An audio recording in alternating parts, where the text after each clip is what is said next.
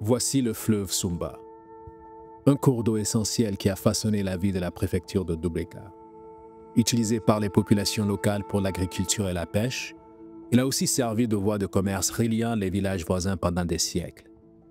Et au fil du temps, le fleuve a attiré les exploitations et commerces européens, notamment les Portugais, qui ont navigué sur ses eaux à la recherche d'or, d'épices et d'esclaves. On a raconté également qu'un homme légendaire, Sumba Tumani, utilisait le fleuve pour organiser les expéditions de chasse à l'éléphant, se déplaçant entre les forêts denses et les mangroves qui bordaient les cours d'eau. Aujourd'hui, le Sumba mène directement à la ville de Dubreka, dont il est le symbole et l'héritage vivant. La ville de Dubreka se situe à environ 50 km de Conakry. Elle est réputée pour ses paysages époustouflants et des montagnes comme le sommet Un Chien qui fume, qui attirent les amateurs de randonnée avec leur vue panoramique. Avant l'arrivée des colons, la ville faisait partie du royaume de Dubreka qui a été fondé au XVIIe siècle par Sumba, le chasseur d'éléphants d'origine Djalonké. Venu du Mali, notamment la ville de Kita, il protégeait les Baga et les Nalou contre des attaques. Et en reconnaissance, le chef Baga Baya Tomboli a offert à Sumba des terres qui a permis à Sumba de créer le village de Tumania, un lieu pour sa communauté. La préfecture de Dubreka est dotée d'une végétation particulièrement verdoyante durant la saison des pluies, offrant un spectacle naturel impressionnant. Les mangroves côtières, avec leurs racines tortueuses qui plongent dans l'eau, enrichissent le paysage et fournissent un habitat pour la faune marine.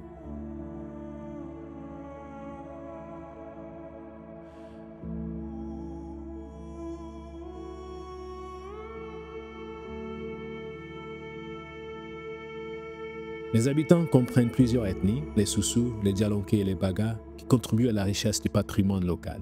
Et les traditions musicales, les danses et les festivals sont essentiels à la vie communautaire, souvent liés au cycle de la nature.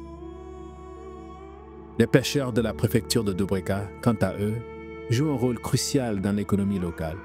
La côte, riche en ressources maritimes, a toujours soutenu les communautés à travers la pêche. Les techniques traditionnelles transmises de génération en génération par les Baga et les Soussous reflètent un savoir-faire ancien et renforcent leur connexion avec la mer et leur héritage culturel.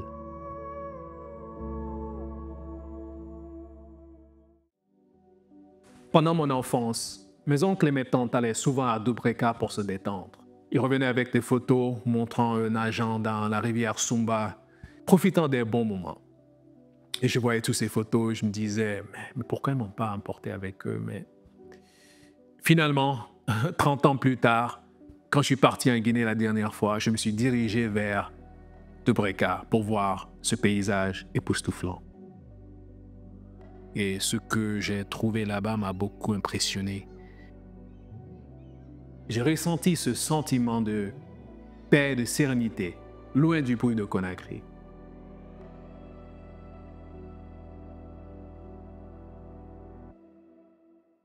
Il y avait aussi une autre raison pour laquelle je suis parti à Dubreka cette fois-ci. Le directeur de l'école, l'Institut des Beaux-Arts Mori Kanté, m'avait demandé de parler avec les jeunes cinéastes qui étudiaient là-bas. Et avant notre rendez-vous, j'ai pris le temps de me balader dans le campus. J'ai vu tous ces jeunes qui pratiquaient leur métier. Il y avait des architectes, il y avait des musiciens. En regardant tous ces jeunes et leurs missions, leurs ambitions, je pensais à quelque chose que j'avais lu qui disait à peu près 75% de la population guinéenne a moins de 35 ans. Alors, ça veut dire que dans les années qui vont venir, des changements profonds vont se produire qui altéreront la direction de notre pays. Pour le bien, pour le mal. Et ça, c'est à cause de la démocratisation des technologies avec les réseaux sociaux, avec les caméras qu'on peut utiliser pour filmer n'importe quoi. Je me suis dit, pour des questions de développement dans mon pays, on a besoin d'un outil qui va administrer, qui va explorer des idées profondes, complexes, créer une mentalité d'espoir, de communauté qui va être nécessaire pour nous en sortir d'où nous sommes. Et la meilleure façon pour moi d'y parvenir et de transmettre ces idées, c'est à travers le cinéma. Avec le taux d'alphabétisation qui est vraiment bas dans notre pays, en regardant une scène dans un film, les émotions vont communiquer exactement ce qui est essentiel. Pour beaucoup de personnes, le cinéma, c'est pour se divertir. Mais pour moi, c'est une question de philosophie. Il y a toujours plusieurs niveaux qu'on peut explorer une idée, une histoire. Et pour moi, c'est comment on peut développer la mentalité d'un peuple, pas parce qu'il est en arrière, mais juste pour que la mentalité arrive au niveau nécessaire pour affronter les défis de la globalisation. C'est à ce moment-là que j'ai eu ce que les Grecs appellent un anagnorisis.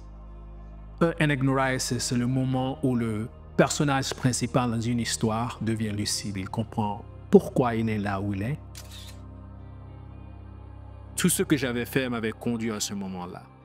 Découvrir mon véritable but au cours de ce voyage, mon rôle dans tout cela. En marchant dans le campus d'ISAMC, je me suis dit qu'il fallait que je fasse quelque chose pour aider cette nouvelle vague, pour que les jeunes cinéastes puissent créer des récits, des films qui vont résonner dans une manière profonde, qui va changer le pays dans une manière progressive. Alors, c'est à ce moment-là que j'ai décidé de créer un jour de formation pour ces jeunes cinéastes. J'ai appelé la formation le Cinéforum et j'ai invité tous ces jeunes à me rejoindre.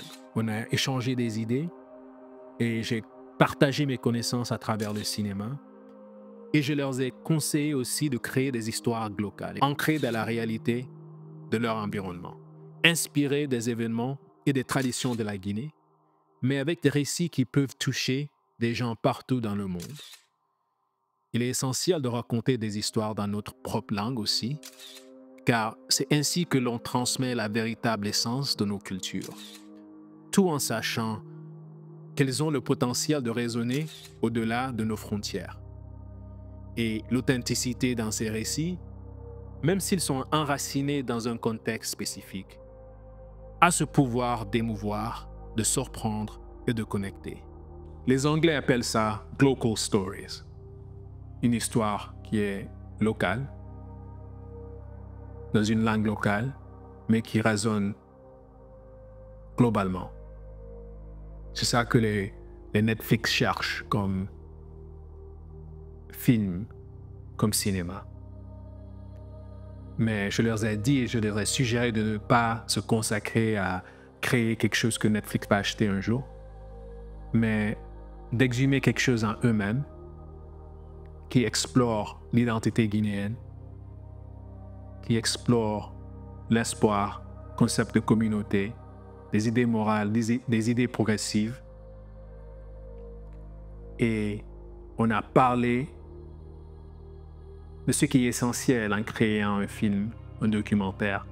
Ça, c'est le personnage principal. Pour créer quelque chose qui va résonner partout dans le monde. Oui, on peut explorer des contextes spécifiques, mais sans la condition humaine, ça ne peut pas résonner. Alors c'est ça que j'ai suggéré à ces jeunes cinéastes, d'explorer les conditions humaines à travers un personnage qui a plusieurs défis, qui a des besoins,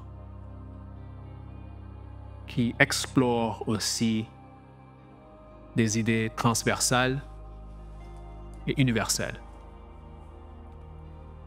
J'ai appris beaucoup de choses, je leur ai demandé de me raconter les histoires qu'ils aimeraient réaliser un jour, leurs projets. Et en écoutant tous ces projets, j'étais fier que je faisais partie de cette vague, pas vraiment devant, mais tout ça a aussi inculqué en moi l'espoir que le cinéma guinéen va briller en mille feux. Je les ai suggéré de regarder les films des anciens maîtres, les Mamadou Touré, Djibril Diop Mambéty, Souleymane Cissé, pour voir comment ils ont mélangé leur culture locale avec la globalisation qui s'approchait petit à petit. Et ce que j'espère avec le Cinéforum, un jour, je verrai un film sur un pêcheur de Dubreka, ou peut-être sur Sumba Tumani lui-même. L'héros des temps anciens, courant après ses éléphants à travers la savane, plongeant dans la rivière Sumba et ses cascades, et unir le royaume de Dubreka. Ce sont des récits uniques qui, racontés avec passion et profondeur, peuvent capturer l'imagination de n'importe qui, peu importe où il se trouve.